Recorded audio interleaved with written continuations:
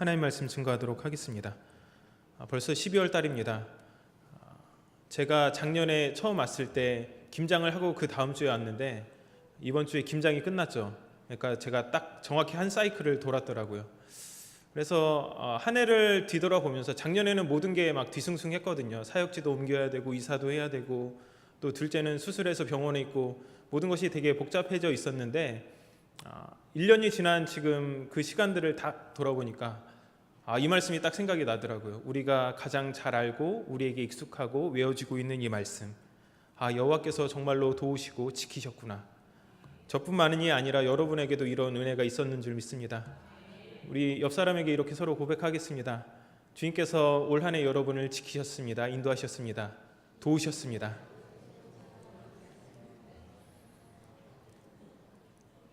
오늘 우리가 읽은 시편 121편의 말씀은 시편 23편처럼 순박하게 42편처럼 간절하게 우리의 영혼을 울려주는 말씀이라고 할 수 있습니다. 이 시편은 마치 폭풍우가 몰아치는 높은 언덕에 굳게 서서 하나님에 대한 신뢰를, 완전한 신뢰를 고백하는 듯한 느낌을 줍니다. 이 시인은 사람의 힘으로 감당할 수 없는 인생의 위기 앞에서 고요하고 담대하게 주님의 도움에 대한 확신을 고백하고 있습니다. 그렇게 성경을 사랑하는 수많은 사람들에게 고백되어지고 있는 시입니다. 1969년 7월 20일 아폴로 11호를 타고 달에 도착한 암스트롱은 달에 착륙한 후에 이 시편을 암송했습니다. 나흘 동안 약 38만 4,400km를 날아가서 달에 도착한 감동과 기쁨을 내가 산을 향하여 눈을 들리라 나의 도움이 어디서 올까? 여호와께서 너희 출입을 지금부터 영원까지 지키시리로다. 이렇게 고백을 한 것이죠. 또 고전 영화로서 우리에게 매우 잘 알려진 사운드 오브 뮤직의 마지막 장면에서도 여주인공 마리아는 그의 남편인 폰트랩이 더 이상 도망칠 수 없는 이 교착 상태에 놓여 있을 때 내가 산을 향하여 눈을 들리라 나의 도움이 어디서 올까 이렇게 읊조리고 있습니다. 그리고 이 두 사람은 결국 나치로부터 벗어나서 스위스 알프스 경계를 넘는 것으로 영화는 마무리가 됩니다. 바로 이 말씀이 가지고 있는 강력한 위로와 확신 때문에 루터교에서는 세례식과 장례식 때 이 시편을 낭송합니다. 그러나 우리는 편안한 자리, 그러니까 우리 인생이 편안한 자리에서는 이 시편이 주는 진정한 위로를 발견할 수 없습니다. 이 시편은 시편 120편부터 134편, 이 성전에 올라가는 노래로 잘 알려져 있죠. 예루살렘으로 올라가면서 순례자들이 부르는 노래입니다. 여러분, 근데 산을 올라가면 내려갈 때도 우리 인생 가운데 반드시 있죠. 마찬가지로 이 시편은 높음뿐만이 아니라 기쁨도 내포하고 있습니다. 우리는 올라갈 때도 있지만 내려갈 때도 있습니다. 시편 23편 4절의 말씀처럼 우리 인생의 사망의 음침한 골짜기로 다니는 때도 분명히 있다는 것이죠. 하지만 오늘 말씀은 그때에도 천지를 지으셨으며 이스라엘 지키시는 그 여호와 하나님이 우리와 함께 하시며 도움이 되신다고 분명히 말씀하고 있습니다. 오늘 본문 말씀을 통해서 성도를 지키시는 여호와 하나님의 강력한 위로를 우리 모두가 경험할 수 있기를 바랍니다. 이 시편 121편을 보면 몇 가지 의문점을 발견할 수 있습니다. 먼저 1절과 2절을 읽어보면 내가 산을 향하여 눈을 들리라 나의 도움이 어디서 올까? 나의 도움은 천지를 지으신 여호와에게서로다. 이렇게 말씀을 하고 있습니다. 우리가 여기서 생각해 볼 수 있는 첫 번째 의문점은 왜 하늘이 아니라 산이라고 말하고 있을까? 바로 이것입니다. 도대체 산과 도움이 어떠한 관계가 있기에 이런 표현을 했을까라는 것이죠. 이러한 표현은 하나님이 하늘에 계신다고 생각했던 유대인들에게 어울리는 표현이 아닙니다. 오히려 내가 하늘을 향하여 눈을 들리라 라고 하는 것이 훨씬 더 자연스럽다는 거죠. 그런데 어떠한 배경이 있었기에 시인은 내가 산을 향하여 눈을 들리라 이렇게 고백했냐는 것입니다.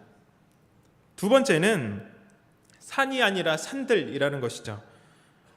오늘 이 본문에서 산을 향하여 이렇게 말씀하고 있는 것이 단수형으로 나오는데 이게 원문에는 산들이라고 하는 복수형으로 되어 있습니다. 즉 내가 산을 향하여가 아니라 내가 산들을 향하여 눈을 들리라로 되어 있다는 것입니다. 영어로는 좀 더 이게 정확하게 번역이 되어 있습니다. 세 번째로는 산들이 아니라 그 산들이라는 것입니다. 여기서 언급하고 있는 산들이라고 할 때에 이는 특정한 산들을 지칭한 점에 우리는 주목해야 합니다. 원문을 보면 산들 앞에 그라고 하는 정관사가 붙어 있습니다. 그 산들이라고 표현했다는 거죠. 그러니까는 그 산들이라고 하는 것은 불특정한 어떤 산들을 가리키는 것이 아니라 유대인이라면 누구나 알 수 있는 어떤 산을 가리킨다는 것을 우리는 이 본문을 통해서 알 수 있게 된다는 것입니다. 이것이 무엇이 중요하냐 우리가 생각할 수 있지만 우리가 시편 121편을 이해하는 데 있어서 아주 중요한 단서를 이러한 것들은 제공을 해주고 있습니다.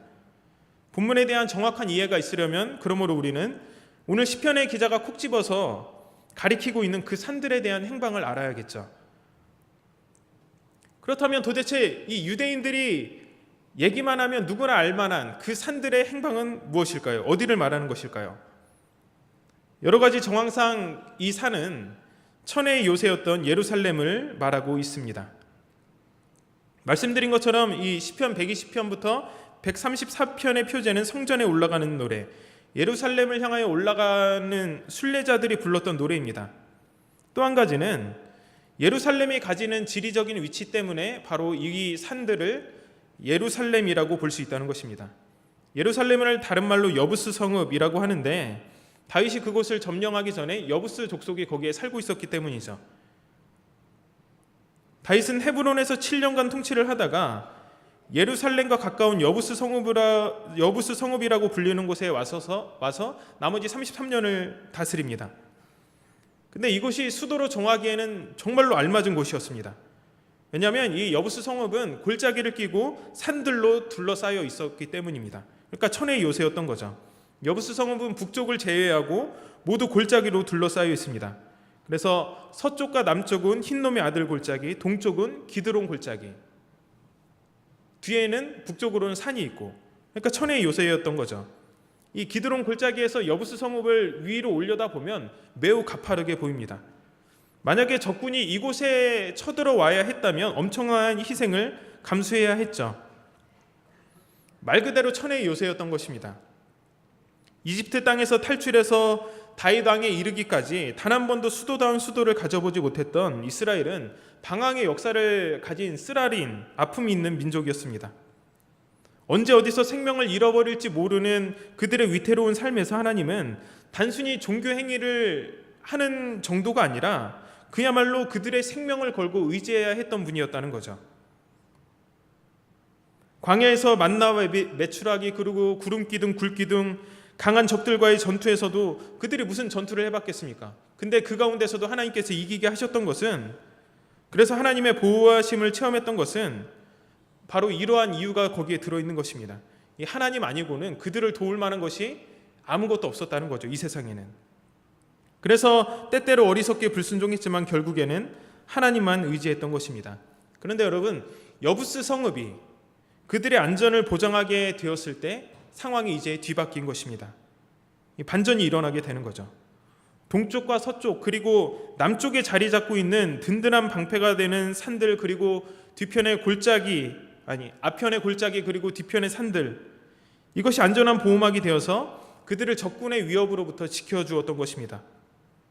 근데 이러한 환경이 좋아졌을 때 오히려 하나님을 향한 그들의 열정이 식어지게 된 거죠.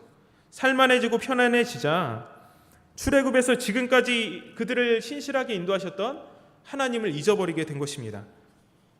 하나님이 있어야 할 그 자리에 이제 그들을 지켜주는 천혜의 요새인 그 산들을 그들은 머릿속에 두게 된 것입니다. 여러분, 삶이 평안하고 모든 것이 뜻대로 잘 되어 있을 때 우리가 하나님을 찾는 것은 쉽지 않습니다. 이스라엘 백성이 그랬어요. 그토록 방황하면서 편하게 잠잘 수 없었던 불안정한 환경에서부터 벗어나 천혜의 요새에서 평안함을 누리게 되자 하나님만 의지하면 안 되었던 그 광야의 열정을 그들은 식어버리고 그 열정을 잃어버렸던 것입니다. 결국 나의 도움이 어디서 올까? 라고 하는 질문은 하나님에 대한 믿음을 상실한 이스라엘 백성들이 병풍처럼 자신들을 지켜주고 있는 산들을 바라보면서 이 산에서 오고 있지 않느냐라고 되묻고 있는 것입니다. 나의 도움은 이 산에서 오고 있지 않느냐. 근데 시편 기자는 그러한 아니람에 대해서 따끔한 일침을 놓고 있는 거죠. 아니다. 진정한 도움은 그 산들에서 오는 것이 아니라 바로 그 산들을 지으신 여호와, 천지를 지으신 우리 하나님에게서 오는 것이다 라고 말을 하고 있는 것이죠. 겉보기에는 그 산들이 그들의 모든 안전을 책임질 수 있는 것처럼 보이지만 진정한 도움은 산이 아니라 그들을 지으신 하나님, 그 모든 것들을 지으신 하나님으로부터 온다는 것을 다시 한번 이 시인은 말하고 있는 것입니다. 그러면 천혜의 요새와는 비교할 수 없는 이 하나님의 도움은 우리에게 어떻게 나타나고 있을까? 오늘 말씀은 여호와께서 지키시리라 라고 하는 말씀을 계속해서 강조함으로써 우리의 진정한 도움, 하나님의 진정한 도움은 지켜주심에 있다라고 강조하고 있습니다. 먼저 3절과 4절을 보면 우리를 지키시는 하나님이 졸지도 주무시지도 않는다고 말씀하고 있습니다. 그리고 실족하지 않도록 우리를 지켜주시는 하나님임을 우리에게 알려주고 있습니다. 우리 3절과 4절을 한번 읽어보겠습니다. 시작.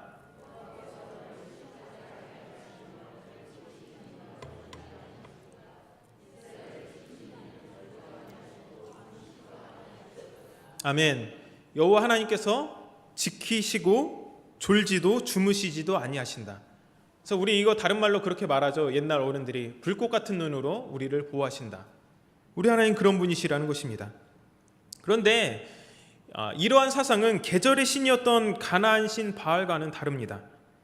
고대 근동 아시아에서 신화적 세계관을 보면 신들은 때때로 잠과 안식을 누리는 존재로 묘사가 돼요. 그래서 가나안의 창조신이었던 엘이나 바벨론의 창조신 마르둑 등이 그렇게 나타납니다. 잠이나 안식을 누리는 존재로 나타납니다. 그런데 하나님은 그렇지 않다는 거죠. 우주 만물을 창조하신 하나님께서 우리를 지키시기 위해서, 너를 지키시기 위해서 졸지도 주무시지도 아니하신다는 것입니다. 그렇기 때문에 실족하지 않는다는 것입니다. 여러분 근데 생각을 해보세요. 순례자들이 예루살렘을 향하여서 순례길을 오를 때 강도를 비롯한 여러 가지 위험이 도사리고 있었을 것입니다. 그리고 그 중에 가장 큰 위험 중에 하나는 길이 가파르기 때문에 발을 헛디뎌서 실족하는 것이죠. 온몸에 힘이 빠졌을 때, 피곤해졌을 때 발을 헛디뎌서 실족하게 되는 것, 정말로 큰 위험입니다.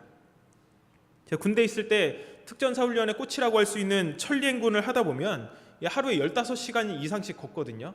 그러니까 그리고 사람들이 다니지 않는 산 속으로 막 이렇게 걷기 때문에 저는 다행히 그 2년 텀으로 하는데 그 사이에 제가 끼지 않아서 가진 않았지만 행운이죠. 근데 부상자가 많이 생겨요. 그러다 보니까 15시간 이상씩 행군을 하다 보니까 막 졸면서 걷는 거죠. 너무 피곤하니까. 그래서 15일 동안 이 천리를 행군을 하거든요. 400km. 부상자가 많이 생깁니다. 가장 많은 부상의 요소가 발을 헛디뎌서 넘어지는 거거든요. 이 무거운 군장을 메고 걸어가다가 헛디뎌서 생기는 사고.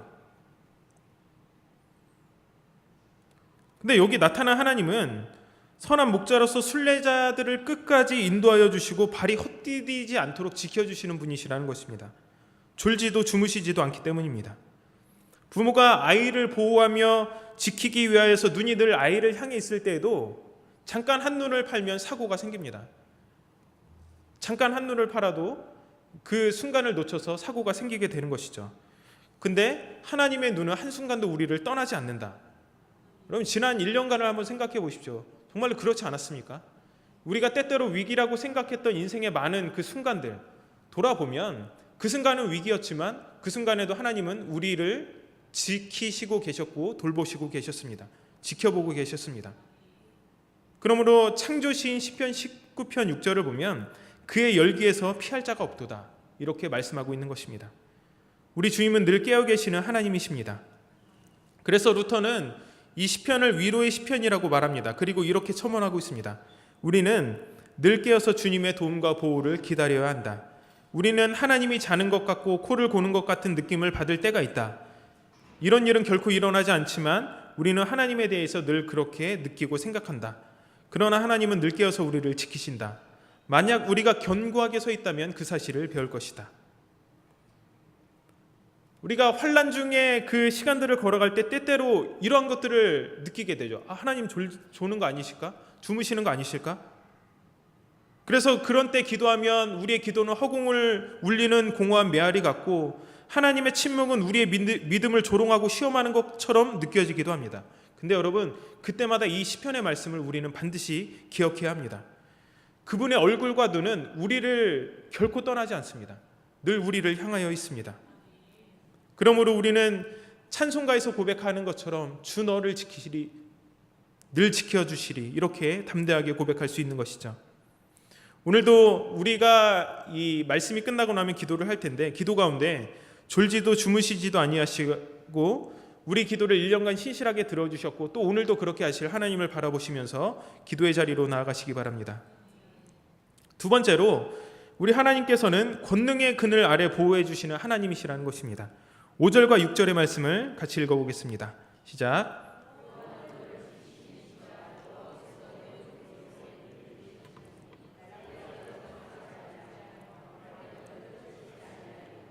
아멘.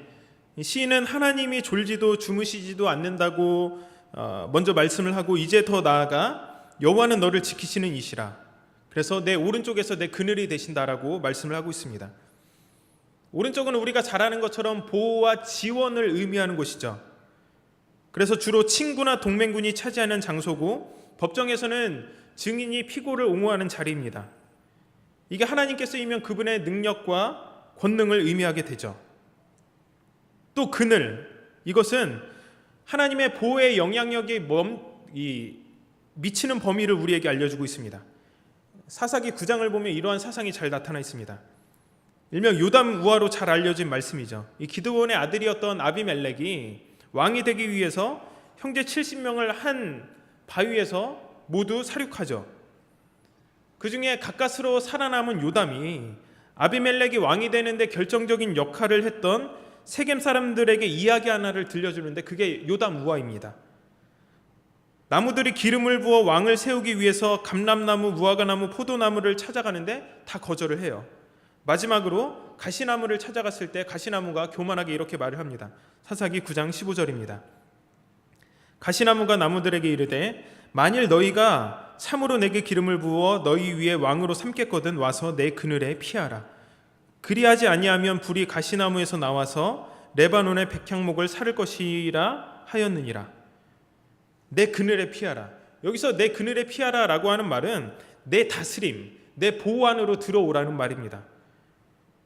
그러나 이 가시나무가 주는 약속은 생명을 주는, 그리고 생명을 보호하는 약속이 아니라 그 안으로 들어가는 자에게 죽음을 가져다 주는 것이었습니다. 여러분, 가시나무 주변으로는 어떠한 식물도 자라나지 못합니다. 그 이스라엘에 제가 성지순례를 갔을 때 가이드가 말해줘서 이게 가시나무입니다 해서 그 가시나무를 봤는데, 우리가 보통 보는 가시나무랑은 달라요. 진짜 나무거든요. 근데 정말로 그 가시나무가 자란 곳 주변에는 나무가 없어요. 존재할 수가 없어요. 그러니까 이 그늘이라고 하는 것은 어떤 보호의 영향력이 미치는 그 범위를 말하는데, 하나님께서 말씀하고 있는 이 그늘, 오늘 본문이 말하고 있는 이 그늘은 어떤 것도 보호할 수 없는, 어떤 것도 생명을 보장할 수 없는 가시나무와는 분명히 다른 것이죠. 그분은 오른쪽에서 그늘이 되신다고 분명히 말씀하고 있습니다. 즉, 그분의 능력으로, 그분의 권능이 미치는 모든 범위에서 우리를 보호하고 다스린다는 것입니다. 또 이어지는 6절의 말씀은 순례길의 어려움을 낮의 해와 밤의 달로 표현을 하고 있습니다. 팔레스타인의 장렬하는 햇빛은 여행자들이나 일꾼뿐만이 아니라 식물에게도 매우 치명적입니다. 그래서 열왕기하 4장을 보면 엘리사와 수넴 여인이 나오는데, 그 수넴 여인이 이 말씀대로 아들을 얻게 되는데 이 아들이 일사병으로 죽게 되지 않습니까? 이런 것들이 등장할 정도로 이 팔레스타인의 장렬하는 태양은 많은 사람들에게 위협이 되고 있습니다. 또 밤의 달이라고 하는 것도 낭만적인 의미로서의 달이 아닙니다. 고대 근동 아시아의 사람들은 수많은 질병이 달신으로부터 온다고 믿었습니다.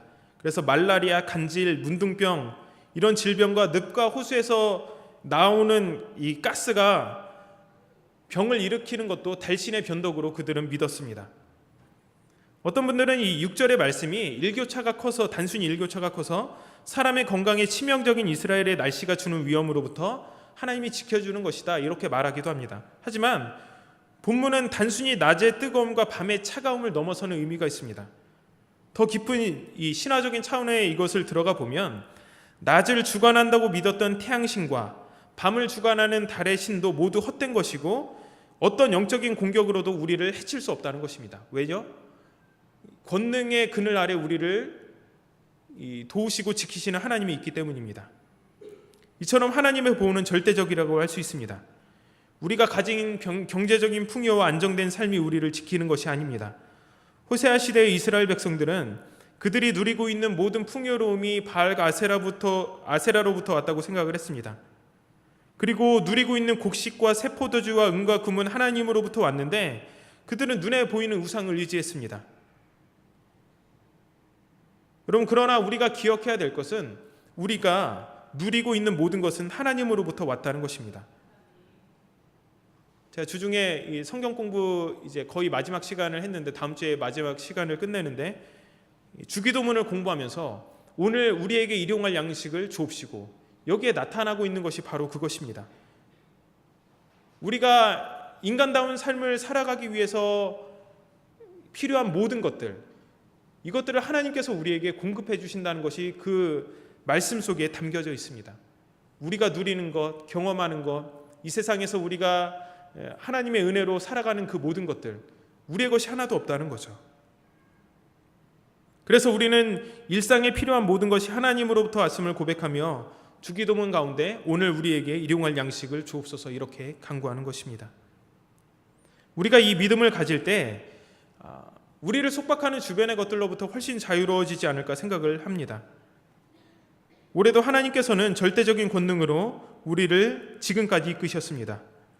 오늘도 주님 앞에 드리는 기도 가운데 올해도 권능의 그늘 아래 보호해 주신 주님께 감사하고 또 평생을 그 그늘 아래 거할 수 있는 복된 하나님의 자녀가 되기를 위해서 여러분 기도하시기 바랍니다. 세 번째로 우리 하나님께서는 환난을 면하게 하시며 우리의 일상을 지키시는 하나님이시라는 것입니다. 7절과 8절의 말씀을 읽어보겠습니다. 시작.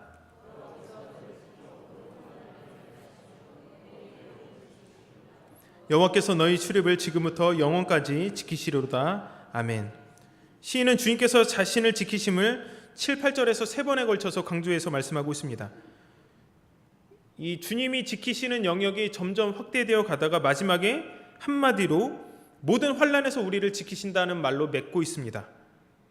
마지막 절에 나타난 출입은 나가고 돌아오는 것, 우리의 일상생활을 말하는 것이죠. 우리의 활동은 아침에 집을 떠나고 저녁에 집에 돌아오는 것으로 마무리가 됩니다.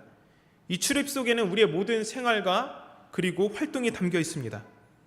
주님이 우리 일상생활에 함께 하심으로 믿음으로 사는 자의 모든 활동들이 형통하고 열매를 맺게 된다는 것을 말씀하고 있는 것이죠. 마이클 프로스트가 쓴 일상 하나님의 신비라고 하는 책의 서론 부분을 보면 한 이야기가 나옵니다. 어떤 성자에게 제자가 찾아와 이런 말을 합니다. 스승님, 저는 초자연적인 권능을 얻고 싶습니다. 죽은 아이를 보면서 일어나라, 병든 사람을 보면 당장 나와라 라고 말하고 싶습니다. 하지만 저는 죽은 막대기와 같은 존재입니다. 스승님, 제게 초자연적인 권능을 주실 수 있습니까? 이때 성자가 이렇게 말합니다. 내가 나와 오랫동안 함께 지냈건을 아직도 깨닫지 못했구나. 나는 이 땅에 80평생을 살았지만 한 번도 죽은 아이를 살린 적이 없고 병든 자를 낫게 한 적이 없다. 냉엄한 운명 아래 아이들은 죽고 사람들은 병들어 쓰러지기 마련이다. 기적을 구한다고 내 말을 듣거라. 가서 물을 깃고 장작을 패고 돌을 쪼아라. 그것이 기적이 아니더냐. 이 땅에서 5년, 50년, 80년을 살되 그 누구도 속이지 않고 저주하지 않으며 살인하지 않는 자가 참으로 복된 자이거늘. 하루에도 우리는 수많은 상황들을 만나고 겪고 때로는 중요한 선택의 기로에 놓이기도 합니다. 근데 오늘 말씀이 우리에게 알려주고 있는 것은 그 모든 우리의 삶의 작은 순간들에도 하나님께서 우리가 나가고 들어올 때까지 우리를 지키신다는 것입니다. 일상의 작은 선택 가운데 또 우리의 우연한 발걸음 가운데도 하나님은 우리를 지키시는 분이십니다. 하나님은 홍해를 가르시는 분이시지만 우리의 작은 삶 가운데도 역사하실 수 있는, 섭리하실 수 있는 분이십니다. 어쩌면 우리의 믿음이 너무 큰 기적과 기도 응답만을 바라지 않는지 한번 우리는 돌이켜 보아야 합니다. 때로 우리 인생을 향한 그분의 섭리는 보이지 않게 감추어져 있습니다. 그럼에도 너무나도 분명한 것은 그분께서 우리 하루의 시작과 마지막을 지키고 계신다는 사실입니다. 이제 말씀을 맺도록 하겠습니다. 여러분, 우리의 도움은 산이 아닙니다. 여호와 하나님으로부터 옵니다. 그분은 졸지도 주무시지도 않으시고 우리를 지켜주십니다. 또한 권능의 그늘 아래 우리를 보호해 주십니다. 나아가 우리의 소중한 하루의 처음부터 마지막까지 함께 하시는 분이십니다. 택한 자들의 하루하루 순간뿐만 아니라 나아가 지금부터 영원까지 선한 길로 이끄시며 인도하시는 그 하나님의 은혜를 우리가 오늘 생각하면서 다 함께 기도의 자리로 나아갔으면 좋겠습니다. 이 시간 다 함께 말씀을 생각하면서 기도했으면 좋겠습니다.